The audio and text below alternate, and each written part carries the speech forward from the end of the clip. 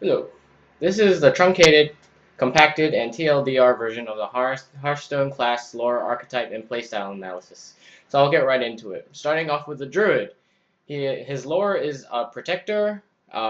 He draws his power from nature, and the defense is the name of his game. The low cost cards are all beasts. The high cost cards are all the forests. These are the two types of deterrents. Aggression is the beast, prevention is the forest. Being a shapeshifter allows transition between the two. Good. Next, Hunter. His lore indicates that he enjoys his solitude. He only trusts beasts because he's been betrayed by other beings before, and hunting is the name of his game. He has low-cost traps. Uh, his mid-cost is all removal, and his high costs are all beasts. And all of these, and the cost structure represents the stages of the hunt. So, set the traps first, shoot the killing blow, send the retrieval squad. Good. Next is Mage. Lore, she is the top mage. She solves problems of all the magical phenomena, and she seeks revenge for the war atrocities from Garrosh. Momentum is the name of her game. She has single target high, uh, sorry, single target high damage spells that are all low cost, 3 damage for 2 cost, and a freeze mechanic. She has AoE, low damage, low spell cost. As we can see, Arcane Explosion here. AoE, high damage, high spell cost, Blizzard, 2 damage. Flame Strike, high AoE damage, and has the highest single target damage, highest cost card in the game, Pyroblast. Good. And her secrets are used in her defense, which shows her prowess. Able to use, especially the ability to counter spells. That's another part of her prowess, and the reason why she's one of the top mages. And basically, she controls the early game, and she has to end it before she reaches the late game. Otherwise, she'll lose due to her fragile nature, like all mages. Next is Paladin. The lore shows that he cares for his comrades, and he serves a holy element. He's blessed with miracles, and the name of his game is to rally the troops.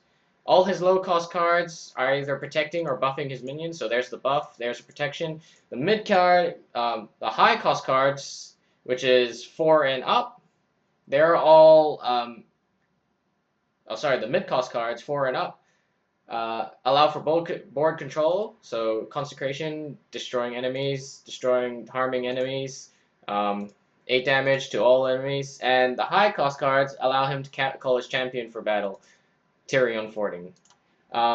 He has miracle cards, Lay on Hands, Holy Wrath, there's one more, Divine Favor, that allow the player to turn the tide of battle in their favor.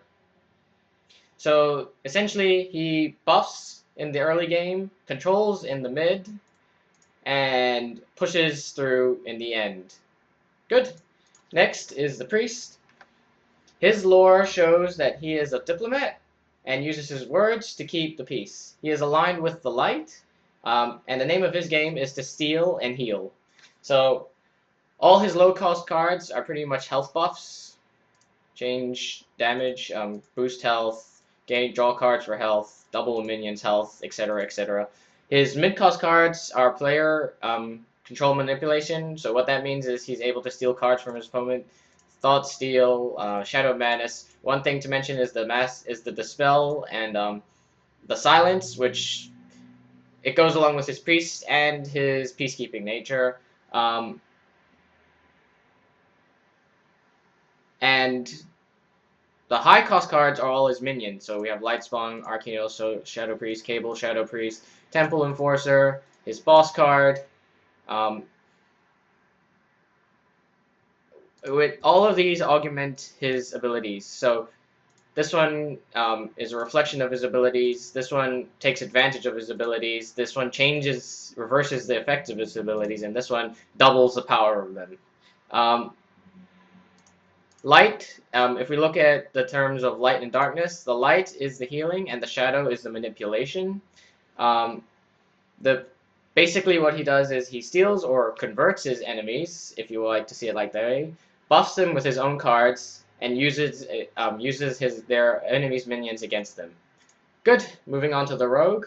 The lore shows that she's a highly skilled and loyal. She wins fights with her comrades. The name of her game is Assassination, and hence why she has Assassinate as a card. But going back before that, she has the combo aspect, which relates to her swiftness and flow on from one to another. So playing one card means the other card gets more power.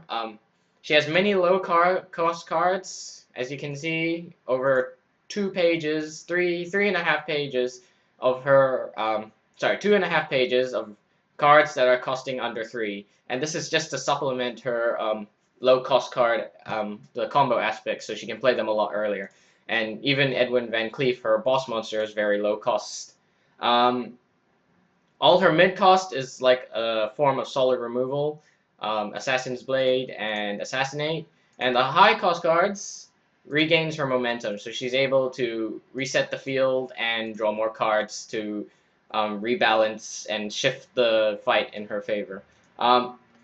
Basically, what she does is she assassinates an enemy as quick as possible, gains early advantage and momentum, and much earlier than other classes, and can swiftly end their life. But if she doesn't do that in time, well, obviously the idea is that she gets caught and she gets dealt with quite swiftly.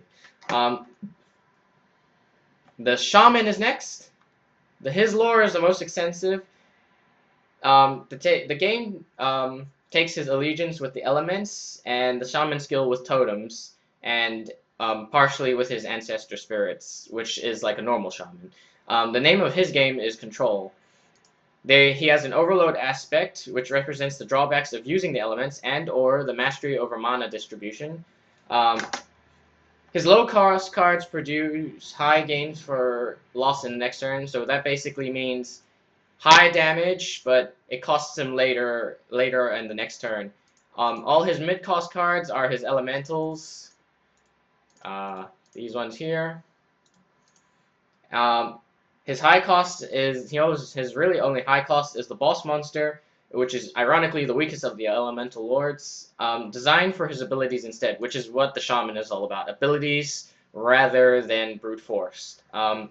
Essentially, you use the low cost cards to gain control over the board, summon totems to gain support, drop the elementals, and eventually gain enough advantage to win the game.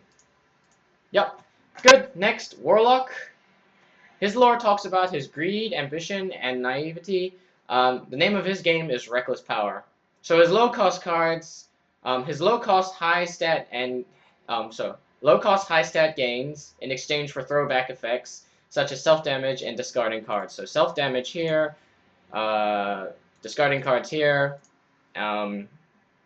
destroy your own mana crystals back here. Yep. His mid-cost cards all have the theme of sacrifice, so if we see this, sacrifice to destroy, sacrifice an enemy minion. And his high-cost card, Lord Jaraxxus, well, he has one other, Twisting Nether, which wipes the field. Lord Jaraxxus basically turns him into a final boss. So after all has gone to the drain, you've got this as a backup. Essentially, the idea is to use your low-cost cards to gain early advantage, low-cost minions to gain early advantage. You use the mid-game cards to mitigate the throwbacks from the early game, and the high cost is, if things have gotten out of control, you can make a final and desperate attempt. Care must be taken as to not be as reckless as Gul'dan, unless you want to end up like he did, as the lore depicts. And finally, we have the Warrior, where his lore talks about his aggression, his intimidation, and his tenacity. His cards' artwork, like if we see that, and that, and that, all this kind of blood, it represents his brutality, and the name of his game is obviously to be aggressive. Some of his cards revolve around the enrage aspects, like this one here, and this one here. So when they're damaged, they get stronger for being wounded in the fight. He also revolves around the charge aspect, gaining the initiative. So this is his initiative to attack. Yep, and now that they changed it, he gains 2 attack and a charge, but it costs more. It used to cost 0. He has weapons, several weapons. In fact, he has a very low cost weapon here. You can create weapons if we see here, here, and here. And this basically allows him to be his own champion rather than his own father, which is an interesting concept. Much of his he has many low cost damage dealing skills, which allow him to apply continuous pressure. This one, it destroys a minion. This one deals damage. This one deals damage. And these cards revolve around the mechanics to buff. So when you're damaged, you get buffs. This one damages to buff. Yep, it's all about the buffs for being damaged. The warrior simply has to apply continuous pressure while he builds up enough armor, which is his hero power, build armor up, which gives him more health points effectively. And it gives him enough armor to make it impossible for him to die. So even when they reach the fatigue stage, you can have 10 armor plus, say, 10 health while the enemy is whittling away down at 4 with nothing left. And that is basically it for my analysis here. There is a longer version, but that's up to you if you want to watch it. Thank you.